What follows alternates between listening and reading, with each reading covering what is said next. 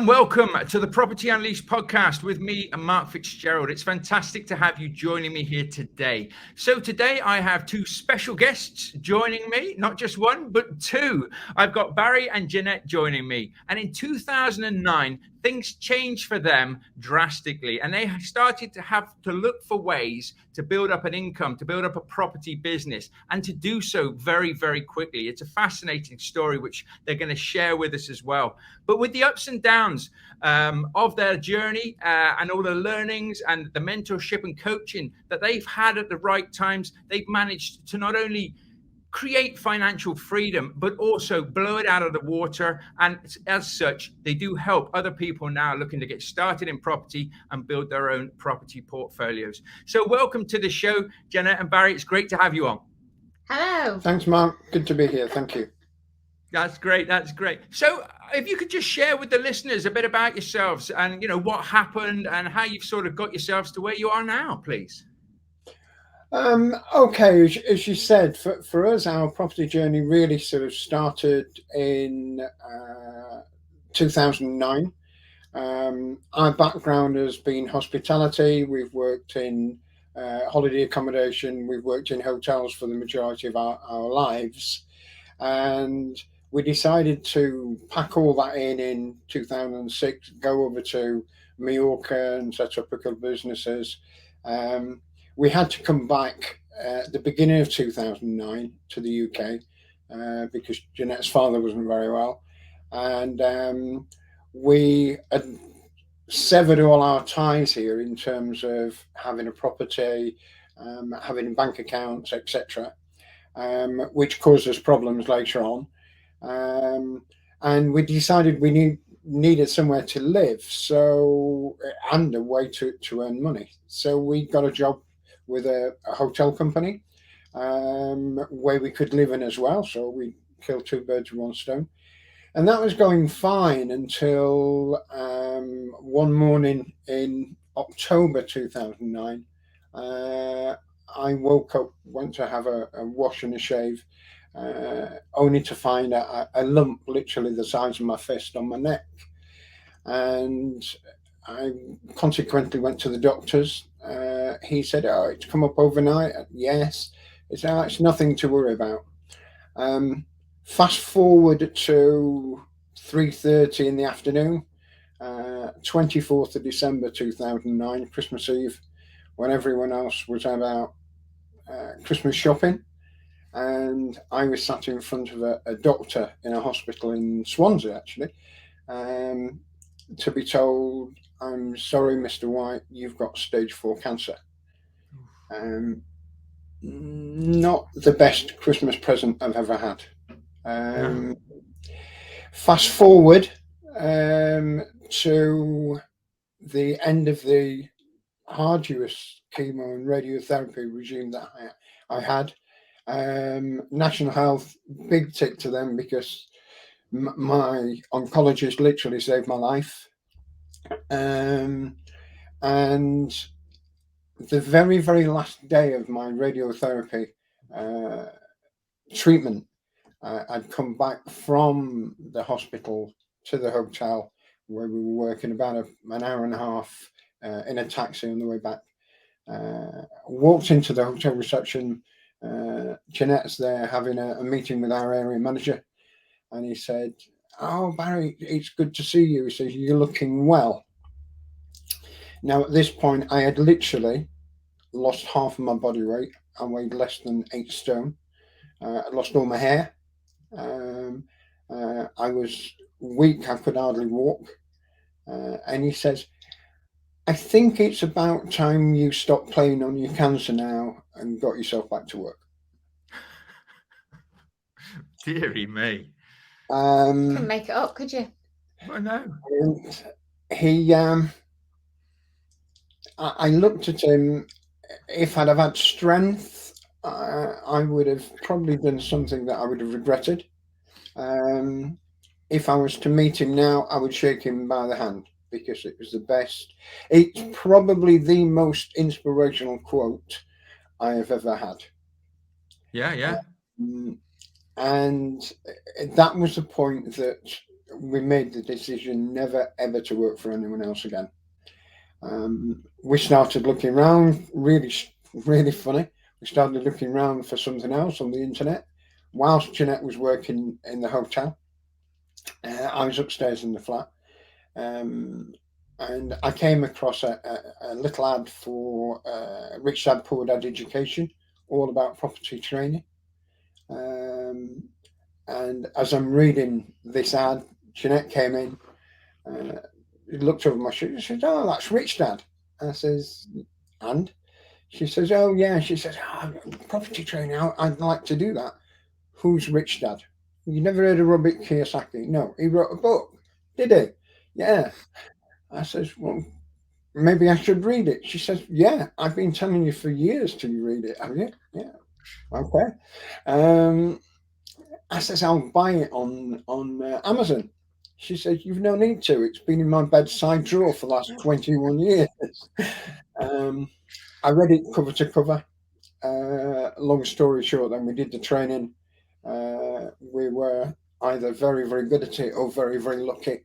I think a little bit of both. And before we know where we are, the training company asked us to go back as trainers for them, mentors for them, coaches for them. And we eventually left there, started working for ourselves, and now we teach people property investment. So that's where we are. Portfolio, sizable portfolio, multi-million-pound portfolio. But the thing that we like doing more than anything is teaching people. We like telling people about our experience and how we work. We are quite unique in the fact that as a couple, we've been together for more years than I can remember. 36. Good thing or a bad thing? Who knows? 36. 36 years. And we're quite unique in as much as the fact that we do a lot of training together as well, which is quite good for, it's quite a good sounding board and quite different because there's not many married couples actually sort of put themselves up there and train together. No. We do. So yeah, it works very well for us. That's good. That's good. And what would you say what are your specialities then? What do you really enjoy? What deals do you like enjoy doing, and what do you enjoy sharing with others? Okay. I'm going to say something quite shocking for anyone that's listening to this, right? Property actually bores me. I'm sorry to say that. It bores me. What I love is the cut and thrust of the deal. So I love negotiating the deal. So once I've got a deal and they've said yes, right, over to my lovely wife. She'll deal with the mortgage broker, with the solicitors, with the builders, etc., etc., etc. But I, as a result of our third deal, which was a lease option on a former bed and breakfast that took us into financial freedom, literally, our third property took us financial freedom. We turned a 15-bed hotel. Yeah, into a 10-bed HMO. If anybody doesn't know the main difference between a hotel and an HMO, there is no minimum room sizes in a hotel. Yeah. Yeah. Just remember that when you're out there looking, guys. So that gave us our financial freedom. Long story about how we did it, but we ended up buying it, taking control of it for £1, and that still to this day cash flows us north of £2,500. So yeah. Not to be sniffed at then, not to be sniffed at. That's good. That's good. Barry says it gave us our financial freedom, and it was only deal number 3. And, we weren't mortgageable. There were so many issues. I was the one who dragged him and my mother with us to go and look at it. But, never thought we'd be able to do a deal like that. Yeah, again, you couldn't make that the story of that buying that up. It's fabulous. She she said we weren't going to invest in Wales. We weren't going to do HMOs. We weren't going to do social housing. We went to see this property and we were told you should always go direct to vendor. We found a way of getting direct to vendor. The guy was 69 years old with a 26-year-old girlfriend in Thailand. We couldn't get a mortgage because that was the whole part of the fact that we'd lived out of the country for more than 4 years with no credit file at all. So we were actually financially free before we could get a mortgage in our own names. So that's good. Yeah. So we had to do lease options. Anything over and above what we'd already done, we had to do the lease option to get to where we were. So it worked for us. I think that's brilliant because at the end of the day, you know, everybody starts from a different playing field, don't they? So some people will have money, can go out there and buy properties, which is probably the easiest way to do it. But then if you haven't, or you can't, because obviously if you've not been living in the country and things like that, and you've got to build up your credit history, and I'm assuming that's probably sort of the problems that you had as well. You can get creative and you can still solve people's problems as well. I know some people think sometimes we look to take advantage of situations, and it's not. It's making sure, and I know you guys are the same because I've spoken to you about these things. It's about making sure it's a win-win for everybody, that whoever you're doing the dealing with is getting a good deal their end and they're happy and they're getting exactly what they want from it, but also it stacks up, the numbers stack up, and it is a good deal for everybody to be able to walk away, and everybody to make sure it's a win-win for all parties going forward. So, I mean, have you got a lot of HMOs, or are you more buy-to-lets, or are you SA? What's your portfolio? Sort of a mixed bag, or is it? We've got small HMOs. We've got sort of 5-bedders. We've got 10-bedders. We've got collectively a 29-bedder. So we've got across the range. Yeah. Buy-to-lets work very well, primarily because apart from anything else, we do we do a lot of lease options. One of our issues is the fact that when we came back to the UK, we didn't have any money, so we had to find a creative way of doing it. And what you said there about the win-win, it's got to be a win-win. And I understand that you could seemingly take advantage, or it could be perceived that you're going to take advantage. And it could be deemed as manipulative. As part of what I've done through my training, I've spent an additional £50,000 on learning about psychology and about negotiation. And I'm also a master NLP practitioner, which gives me an insight on how people's minds work. The thing with a normal sale by private treaty property, you have only one thing to negotiate with, and that is the price that you're going to purchase the house for. With lease options, you can negotiate with people to solve their problems. Because with most properties, irrespective of how you buy them and who you buy them from, it is not genuinely, in terms of residential properties particularly, about them making money. It is not about how much money they get. It's about, have you moved and changed the circumstance and helped them with the circumstances that means that they want to move house. Whether it's divorce, whether it's getting married, whether it's changing job, whether it's illness, irrespective. If you can solve their problems or their pain or their circumstances as why they need to move, yeah, that is a good feeling, because they come away with a big smile on the face, and that is the plus side. And we do it with a massive amount of integrity and honesty and transparency.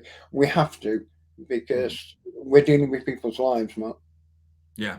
Oh, definitely. And I think that also is to say as well to people that are listening to this, that are interested in, purchase lease options, and it won't work every time. A lot of people say, that's what I want to do, purchase lease options, because I haven't got a lot of money, and it's just like, yeah.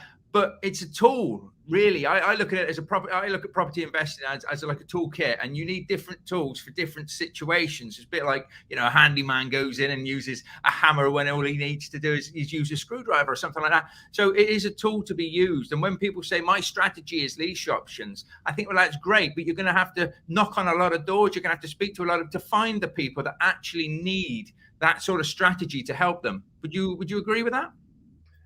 I think it's the biggest question that I get asked. How do you find a lease option? Yeah. You find a lease option with your ears, not by Googling or going into Rightmove and looking for lease options. Yes, there are certain indicators that we know and that are proven to give us what we want. But the easiest way to find a lease option is know how to speak to people and ask them the right questions. And B, you find a lease option with every single property that you are looking at, however you're buying it. And I absolutely totally agree with you, Mark, the fact that it's not a strategy. Please do not let anyone convince you it's a strategy. It is, I believe it's the most powerful tool, particularly what's happening in the economy right now. It's certainly going to be the most powerful tool for the next couple of years, I would think, that we can have. And I'm a Yorkshireman, Mark. At the end of the day, I want to get every deal as keen as I can, and I go into every single deal as though it's a lease option until someone tells me that it's not, or I hear that it's not. Yeah, but you like you say there, you can't force it into being a lease option, because it'll just fall over and you'll end up wasting your time and, of course, the vendor's time as well. And that was actually leading me on to my next question, because obviously with the interest rates now spiking up, people are going to struggle with their mortgages. They're going to struggle, potentially selling properties if they are getting into strife. I think myself in 2023, 2024, you're going to find more opportunities to be able to use the leasehold strategy. Would you agree? Yeah. Absolutely, 100%. And I think that I did a training course on repossessions actually on Sunday, and one of the main tips I would give anyone that is thinking about doing lease options particularly is the fact that you are only ever negotiating with the equity in the property. Yeah. The other thing, and the biggest tip that I can give you, is remember, if you are trying to do an option with someone, remember that they do not think like property investors. Yeah, you've got your property investor head going in the background, and remember, they haven't paid 25% deposit for their properties. They've probably paid at most for a residential property 10%. And if the new notice from the Office of Budget Responsibility that came out last week that said that that house prices are going to go down by 9%, if someone's bought a house with a 10% deposit in the last 2 years, they're on or about going to be in negative equity. Yeah. So if they want to move, because they've upsized and now they want to downsize again because of everybody I know upsized it during COVID, they're going to have a problem. Yeah, and that's the sort of people that we're obviously looking to work with. The property works, and like you say, if you can find that win-win situation. So, I mean, obviously you train this now. You help people to progress and to find these sort of deals, as well as other property investing strategies as well. But I mean, from working with people yourself, and I know you've worked with hundreds of people and helped them and trained them and support them and everything like that. What do you think?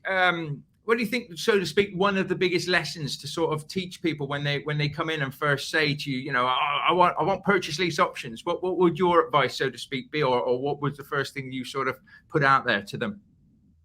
Well, I would say, I think when you're setting out, if you're just setting out on your journey, as you know, there are lots of hurdles to get over. Okay. So I would say, yes, I know that, you know, people do object to it, but yeah, get yourself some kind of education, because it is not a simple case of just going out and buying a property. Those are the old days. Those are well gone. You have to be a lot more savvy with property investing in general. And secondly, once you've got that education, don't quit. Okay, go back to, like, I remember when I was 16, 17, you know, winners never quit and quitters will never win. So don't quit. Do whatever is necessary. For us, you know, as Barry said, it was about not, you know, never wanting to be working for somebody else, never wanting to be considered as though we are less than this big, because, you know, Barry had the battle of his life, quite literally. You know, I was looking at being widowed. That's just a shocking situation to suddenly find yourself in. You've got to take that and say, okay, this is what I'm going to do, and I'm not going to stop until I've done it. You know, for us, there was more the sort of, we've got a second opportunity here. Barry is clear of cancer. We've got another chance to make a difference to ourselves and to other people, rather than just toddling along, working for somebody else and being worth nothing. You know, yes, we wanted to look after our own future with regards to our pension pot, you know, and we're going to need cash. There's nobody, I don't know, very, very few people that are in a position where their pension pot's going to cover them with a decent salary when they retire. So there was the pension pot. Then there's the family, the inheritance. What are they going to inherit from us? Are they going to inherit just go to school, get an education, go and work for someone else, and that's it? You know, surely as individuals, we need to grow, we need to learn, we need to develop, and there's nothing more fulfilling than when you're learning a new thing and all these little neuro pathways go off in your head and you're learning something new and exciting, and that's living life. You've got to live life. So get out there and do it. Yep, I totally agree with that. I mean, at the end of the day, the best investment you're ever going to make is the real estate between your ears. I mean, it is as simple as, I'm a massive believer in that. I was my own biggest hurdle myself for 16 odd years in the corporate world, and I thought I knew everything and I couldn't learn anything else. And until I actually then started reading the books and investing in myself, going out there and finding out that, you know, there are new ways of doing things, and you don't have to reinvent a wheel. You just need to know who's already turning that wheel and get them to help you. And show you what to do. And of course, by investing in yourself, nobody can take that away from you. And it's one of the things I like to say is I built up a successful property business over 12 months that now I believe if I lost everything today, I could get myself very nearly where I am in about 6 to 8 months again, because I know what to do and nobody can take that away from you. So I always think when people say, oh, it's a bit expensive, is it? If you actually get what you need from it and you can go out there and create something. I mean, I've spent thousands, well, I would like to think what I've spent on my own education, and I continue to do so as well with mentors and coaches and things to get me up to the next level all the time and to help me aspire to be the best version of myself. But at the end of the day, I look back now and I've made thousands, hundreds of thousands actually, because of the knowledge that I paid thousands of pounds for. And that's what I struggled. I would have struggled with that myself. And I see other people struggling with that. But people who actually do, you know, pay for the knowledge and then, like you say, take action on it. It's no good being one of the, for want of a better word, course junkie. And I see it myself as well. There's a lot of people that go from one shiny penny to the next shiny penny. And I always say, you got to start with the end in mind. If there's a certain strategy or a certain portfolio that you want to be building, get the toolkit to go out there and be able to build it, and just don't give up. And like you say, you only fail when you stop, so don't stop. So, you know, that's great. And it's nice to know that we're all on the same wavelength. And I think you do, when you've got that open mindset to growth, I think that's massive. And I think that really, really helps you moving forward and things. And you do deal sourcing, do you not? Yes. Yeah, I do deal sourcing as well. In fact, well, look, we have this huge portfolio. So we do buy-to-lets, we do HMOs, we do serviced accommodation.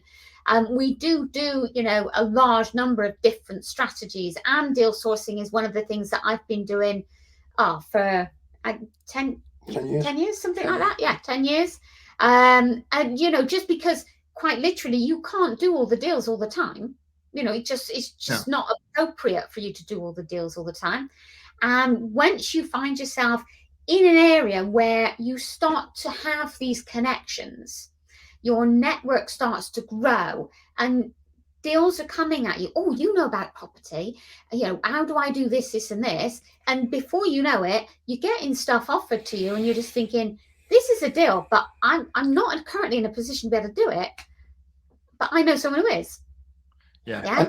And it's why the lease option thing works great, because if they say, if I don't think, and I will only pitch a lease option if I think there's a sort of 90% chance of it working for them, let alone me.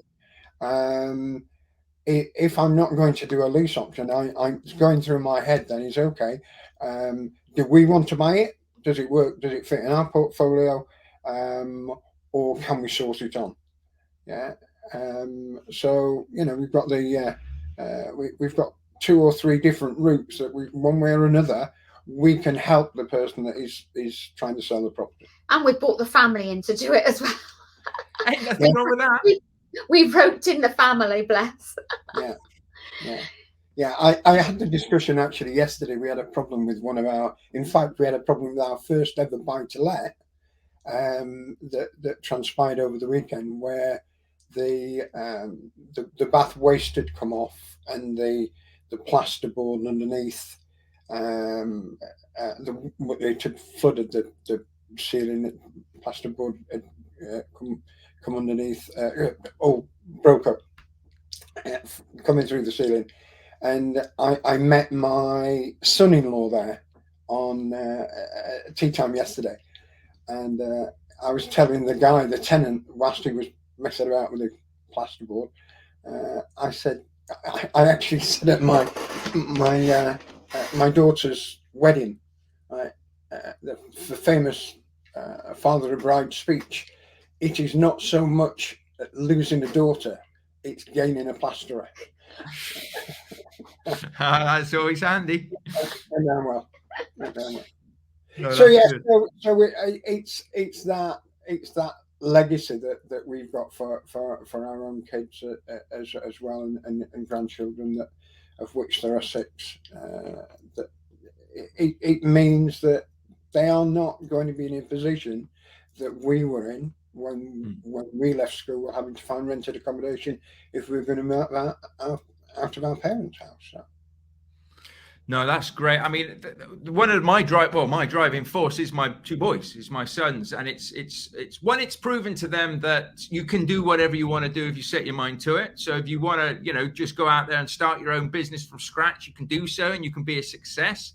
And 2, it's my own retirement from me and my wife, Lisa. And of course, it's the legacy piece. I want to be able to leave a portfolio to my children that's not a massive headache, but equally it's got cash flow. It gives them options. And as you say there, you've got your kids, you've got your grandkids as well. I might have grandkids, and you never know. But it's leaving that legacy piece to be able to for them to say, granddad, grandma, that this is what they built for us. And hopefully they'll appreciate it and continue to nurture it and use it for, the cash flow and for what it's there, and rather than squander it. Some generations bound to squander it at the end of the day, but let's hope not.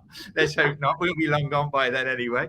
But at the end of the day, it's a nice feeling, actually, when you start having that and you start being able to relax, because obviously from your perspective, and congratulations, Barry, for overcoming the cancer, because that's a massive thing as well. And to go through something like that must have been absolutely terrible. So, I take my hat off to you, and I suppose a lot of people do. But like you say, to have that wake-up call, somebody says that to you, you've just gone through all of this, and they think you should be, you're just a number. Come back to work. You're just a number. And of course, from your perspective as well, guys, you're sat in a nice place now. You're helping others. You've got the cash flow coming in, but it wasn't always like that, was it? So obviously, when you didn't have money to invest with, I expect times were quite hard for you back then, were they? Oh, I mean, one of my most memorable moments is standing in the supermarket, realizing how penniless we were, and looking, well, okay, so that cheap ham has been topped up with water, or this expensive ham, which is lovely, but I can't afford it. So we go for the cheap ham. So, you know, and that's one of the things actually as a property investor. So when, particularly in the early stages, you know, it can get a bit like this. It can get bumpy. And that can be a bit nail biting, to say the least. Yeah, we've been through the mill with that. I think that bear in mind that when we started, when I got that, I mean, going back to the cancer for a second,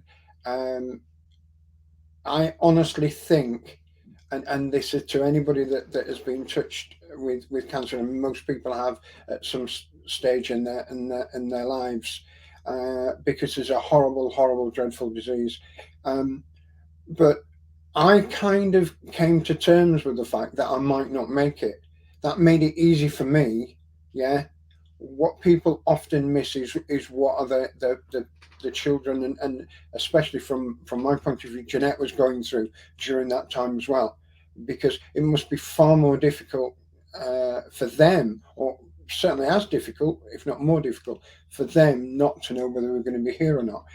And it's quite interesting that the thing that really pointed it out to me in terms of where we've come, where we've been, and where we are now, was when we started the training, we didn't got any money at all, absolutely nothing. And I had to borrow £700 from Janette's mum to buy a second-hand car that would get us to the training, because otherwise we lived in such a remote part of the world, we couldn't get there otherwise. And this car, when you buy a car at that price, and you are at that stage, you're constantly looking at the temperature gauge on the car to make sure it's going to get you there. And our first training was in Newport Pagnell, and I drove through into this hotel where we were going to do the training, and the barrier opened, and I drove in the 17-year-old Ford Focus that I borrowed £700 for. And exactly 5 years later, I was asked to do a mentorship presentation in the same hotel. I'd never been back to that hotel, and Janette went with me. And I drove through this same barrier in a brand new Mercedes that I picked up the week before. Nice. And I stopped the car on the other side of the barrier and just lost it. I was in floods, absolute floods of tears, because it just showed how far we'd actually come. And that's what determination and hard work can do for you. Yeah. Exactly, and I think in a very throwaway world now, people want instant gratification. They expect results straight away. They look at people that are doing well and successful, and they just think if it doesn't happen overnight, what's wrong? It's not going to work for me, and things like that. And it's not. It all boils down to the old tried and tested hard work, determination, and wanting to do it. And I think that moment epitomizes it at the end of the day, 5 years on. And I think all your emotions, and of course you'd resigned yourself to the fact that potentially, cancer could have beat you, but you didn't. You managed to beat it yourself, which is brilliant. But at the end of the day, I just think that is such a nice story as well, because, you've recognized it as well. And I do think in our lifetimes, it can be very, very difficult for us. I'm terrible at it, to recognize when we're actually done quite well, when we've actually, should be patting ourselves on the back. And I think that also comes down to driven people that have that desire to do things, never think that they're there. But sometimes you do have a moment where it just hits you and you think to yourself, hang on a minute, everything that we've put in, all the effort that we've put in, all the fights and the battles and the deals that have gone south, the deals that have let us down, the disappointment, it all boils down to the fact that now I'm driving through my new Mercedes. We've done some deals. I'm going back and I'm actually talking about those deals and doing some mentorship and giving back. And I think that's where a lot of people don't always recognize the fact that, when you say, I offer training or I offer coaching or mentoring, and they just think, well, you're just in it for yourself, to make money. It's not. It's actually giving back because it works. You've been there, you've lived it, you've done it, and you can share that and help other people. And the people that are open and susceptible to it will go and do it. But the people that aren't will always be the naysayers. And that's just life in a general. But I used to, when I first started doing this, I used to help people and I used to do it for free, but they'd never do anything. People wouldn't do anything with the knowledge, or they wouldn't even turn up for the call. I'd actually arrange to have a call or go and meet them or something like that. And people would just not turn up because it was free. So it was easy. Whereas when I actually put a few £100s and said, if you want to do this, it's a couple of £100, people turn up and they start taking action. And it's amazing, isn't it? When you actually spend a bit of money on something, you'll take the action and follow it through because why? I don't want to waste my money. And that's exactly it. And of course, as long as you are, then you're not wasting your money. So at the moment, obviously, you guys mentor, you coach people, you share your knowledge and stuff like that. So what sort of training do you run? Okay, you're looking at me. We run a variety of courses now. So from buy-to-lets, HMOs, lease options, repossessions, running your own sourcing business, social housing, builders, how to work with builders, anything else? Numbers. I love numbers. Yeah. I think, Janette came up with the genius idea during COVID. Yeah. Now, she won't mind me saying this. Janette is totally dyslexic. So if you ever get an email or any correspondence from Janette, right, please don't laugh at the text because it might not be spelled correctly. But she's not numerically dyslexic. But because of the dyslexia, it took her a long time to be able to get the numbers. And this is, and you will know this, Mark, it's all about the numbers. The whether the deal works or not, is generally clinically down to the numbers. And there are so many people that struggle with the numbers and literally need to be spoon-fed how this works. And they told it, and then they don't practice it for 2 weeks, and then they can't do it, and they go rusty, and the whole cycle. And then they give up, they say, I can't do it. So one of the first... It was the first online training that we did, or that Janette did, was a 12 months numbers 12 weeks, wasn't it? Yeah, 12 weeks. Felt like 12 months. 12-week numbers training program. And I thought she was nuts when she came up with this. Yeah. And I said, what are you going to teach them in 12 weeks? Yeah. You should be able to do it in 12 minutes. She says, well, you can, but there are people out there that can't. And it's the realization, actually, that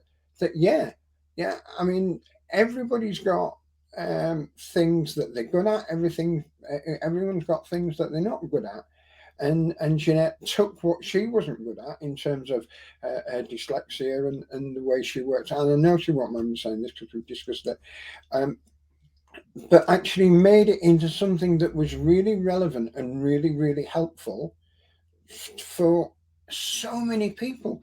We couldn't believe how many units that she sold of training for a 12-week program on numbers. And the response that she got, it was just unbelievable. Oh, thank you so much, because I've got a problem with numbers and now I understand it. Why? Because they've been taught every single week. They've been given homework every week. They've been given accountability every single week. And then it is 12 months because then she does a numbers mastermind program every once a month as well. But something as simplistic as that a lot of people would not even think about. And it's probably our biggest seller, and it's probably the one thing that gets the best reaction of everything that we do, because as far as we're aware, nobody else takes that much time and content to actually do it. It's interesting, isn't it? That's brilliant. It's a bit like get the basics right. With anything, if you're doing sport, if you're doing business, get the basics right and then build from that. And that concept and everything that you put together there. And obviously, if it's 12 weeks, that's going to be quite in depth. It is. It is very in depth.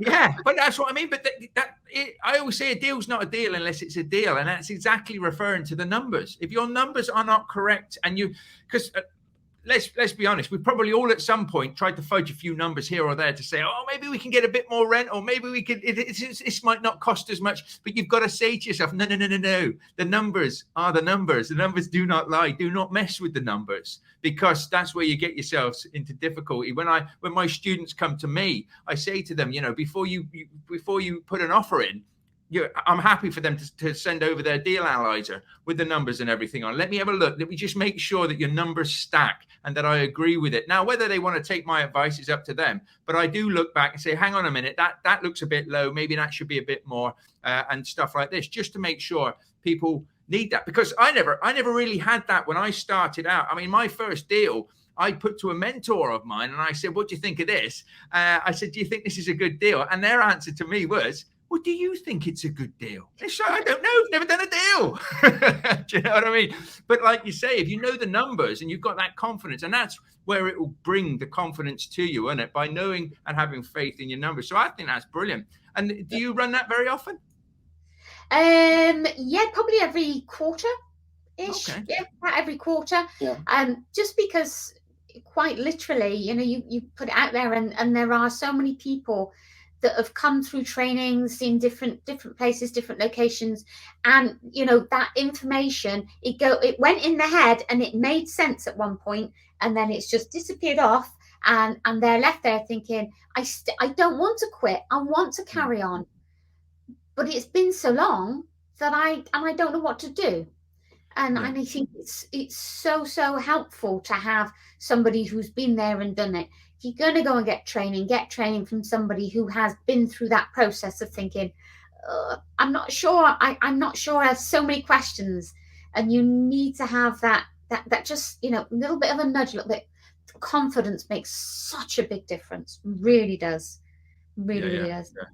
Yeah. Well, what we'll do as well is we'll put some links in these show notes and things for people listening to this. And if any of them, of course, are interested in anything, then they can reach out to you and see when you're going to be running your next trainings and things like that. Because, it's brilliant. At the end of the day, there's a lot of people that are starting out, and that is the main thing. And of course, then after that, you can build up to the next things. You can get the different strategies, but know your numbers. So if you don't mind, I like to do a quick fire round. I'm conscious of time and everything like that for you lovely people. And this is just a few questions I like to ask because I'm always interested in the answers from my guests. So if you don't mind, we'll just start. So each of you now, what's the best advice you've been given?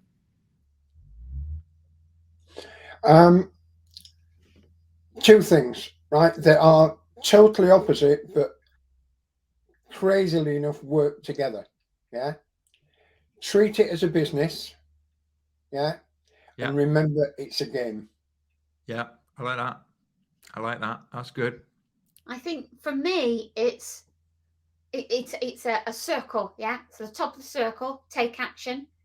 Underneath the circle, results. Back to the top, take more action, more results, more action, more results. No action, nothing. Ain't gonna happen. Yeah, you might as well stand in the middle of the circle. Yeah. And not get anywhere. Take action, like get results. Always. Yeah. Brilliant. If you were still in the corporate world, what would you like to do? If you could choose any profession, but you couldn't do what you're doing now. That's a good one, huh? It's difficult, isn't it? It's difficult. That came a bit left field. Any thoughts? Me, something to do with travel. Okay. Something to do with travel. Planes or boats after this last weekend's experience, not trains.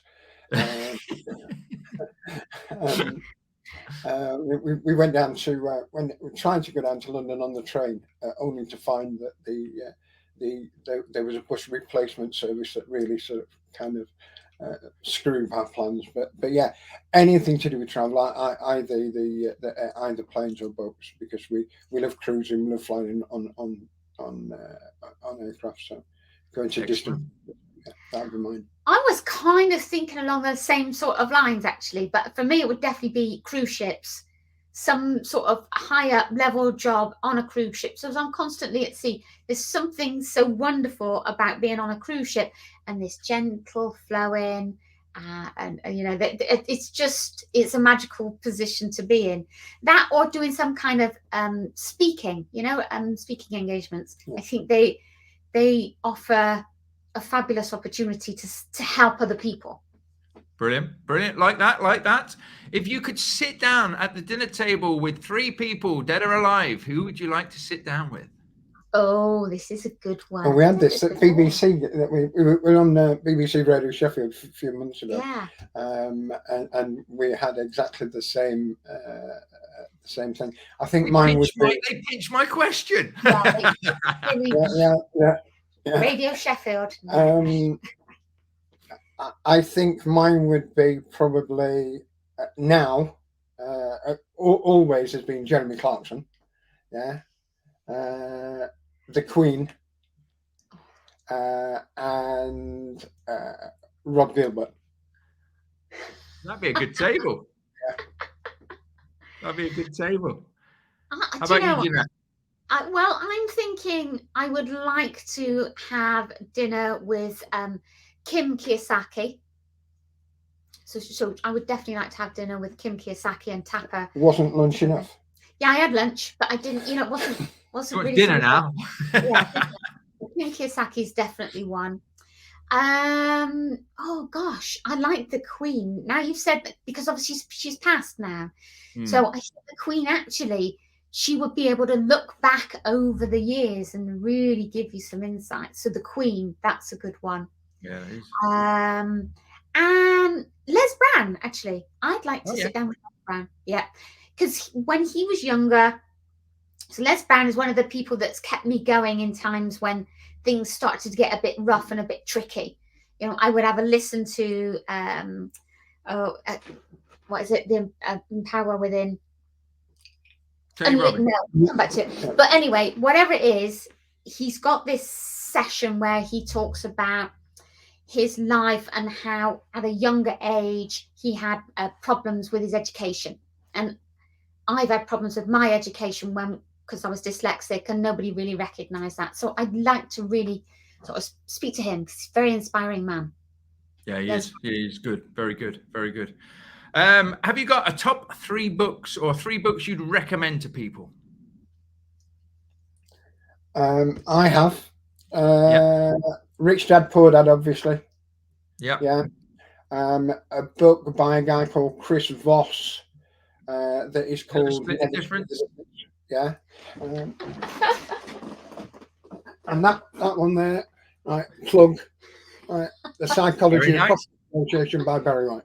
Yeah, everybody should read that. Everybody should. Can you get that on Amazon? Yep. Yep. Well, we'll put a link in the show notes then. #1 bestseller. Yeah.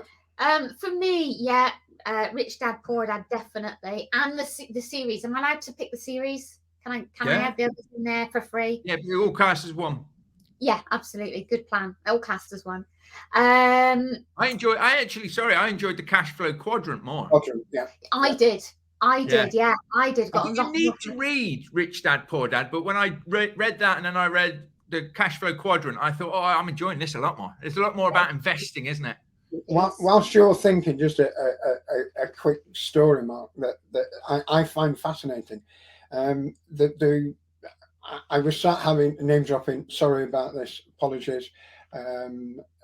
Sat having dinner and with Robert Kiyosaki, and someone asked him, how did he come to write the Rich Dad book? And the story from Robert's own words was that he and Kim had invented the Cash Flow 101 game, right, several years before, and they couldn't sell it. And whilst it was a fantastic game, and if anybody's not played it, you should, because what a mirror of real life that is. One of his friends said, "Why don't you write a book?" And they'd sold about 200 or 300 units of the Cash Flow 101. And he said, "Well, what do you mean write a book?" He said, "Write a book about exactly how the game works and what it is in real life. And he did. And the rest, as I say, is history. So he wrote the book in order to sell the game. Makes sense. Makes sense. But I mean, the book is very much along the lines of the game, isn't it? Yes. Yeah. So Yeah. no, it's good. I didn't know that. That's good. Hey, drop names all you want. When it's stuff like that, little nuggets like that, that's brilliant. So where was I? Rich Dad Poor Dad, the series, and then it's either the Compound Effect or the Slight Edge. Yeah, so one of either of those are fantastic books. And then my third one is Feel the Fear and Do It Anyway. Has to be Feel the Fear and Do It Anyway. I'd read it a long time before, and then we came into property, and then that whole sticky situation with being outside your comfort zone and being too scared to make the move. I went back and reread it and realized there was so many things in there that I'd forgotten. And that book is fantastic. Yeah. But don't you find it's funny as well that we can be scared of a situation or scared of putting ourselves out there, but the whole world still just goes on. It's just what's in our head. And that's it. As soon as you realize that, it's just all in our own head. Our own mind is playing tricks on us. And there's nothing to be scared. And, unless there's a group of lions or something like that and you're walking outside, then there's something to be scared of. But it's all just in your head, isn't it? Well, I mean, bear in mind that we are only born, human beings are only born with two fears, two inherent fears, right? One is loud noises, the other is the fear of falling. Yeah? That's the only thing that we are born instinctively in terms of fear. Everything else we learn. Everything else we pick up through our childhood, passed on from our parents, and our parents condition us as well. So, I remember my parents always saying that I had to eat all of the food on the plate. That's things like that. So I always now eat all of the food. Well, I don't now. I've learned always eat the food on the plate. But two basic fears: fear of falling, fear of loud noises. Everything else we learn. Yeah, and it's difficult to unlearn as well. Exactly, we're conditioned. Yeah. Well, I'm the same particularly with food. I mean, the food's a great one because you are said, you're not leaving the table until you finish your plate. But if you're full, you're full. So my kids eat, particularly my oldest, Jack, is brilliant. He'll stop eating. I just say to him, "You're all right? Yeah, I'm full." And I'm like, okay, fair enough. You've ate till you're full. At the end of the day, it's nice that we've got so much food that you don't need it all, but it's portion size. Whereas I'm still conditioned that I try and finish everything and try and finish everybody else's as well because I don't want to see waste. But it's wrong, isn't it? Yeah, it is conditioning. It is, and the biggest problem I think with property, as far as we're concerned about putting offers in for property, and when the reason that people don't like that and they have a morbid fear of asking, is it goes back to our childhood, and certainly my childhood, when I, as a small child, used to ask for sweets, for pocket money, for toys, etc., etc., etc., go to the park, and the parents would always say no, no, no, no, no. Now, it didn't matter how many times they said no, I still asked. For years and years and years. And then when you reach about 11, 12, 13, you think, you know what, I'm not asking now because I know they're going to say no.